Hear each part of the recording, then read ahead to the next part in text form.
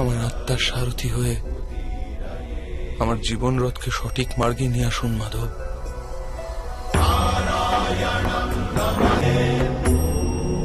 কি জানতে পারলে আমি আমার দুর্বলতা ত্যাগ করতে পারবো মাধব?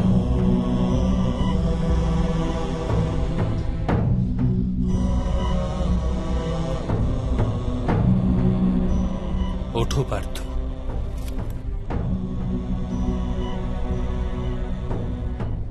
শোনো পার্থ, জীবনের রহস্য জানো, সংসারের বাস্তবিক রূপকে অনুধাবন করো।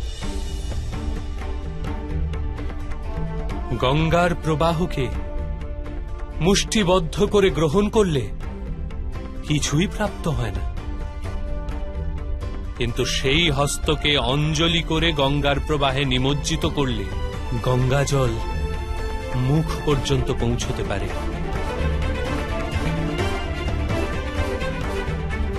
ভেবে দেখো পার্থ, অহংকারে মুষ্টিবদ্ধ করছো না সমর্পণের অঞ্জলি বানিয়েছ তুমি?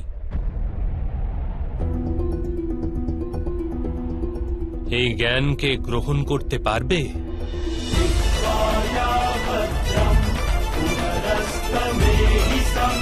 ভক্তি থেকে মানুষের সত্য অসত্য জ্ঞান প্রাপ্ত হয়ে থাকে। সেই জ্ঞান থেকে তার পরমাত্মার দর্শন প্রাপ্তি হয়, আর যার পরমাত্মার দর্শন প্রাপ্তি হয় সেই বাস্তবে কর্মযোগী হয়ে ওঠে, আর জন্মে শৃঙ্খল থেকে মুক্ত হয়ে মোক্ষ লাভ করে। কিন্তু আমি পরমাত্মাকে দর্শন ব্যতীত সমর্পণ কি প্রকারে করতে পারবো মাধব? পরমাত্মার দর্শন করার হেতু নিজের চক্ষুর ওপর বাঁধা লালসা, অহংকার, ক্রোধ আর পূর্বাগ্রহের আবরণকে সরিয়ে ফেলতে হয়।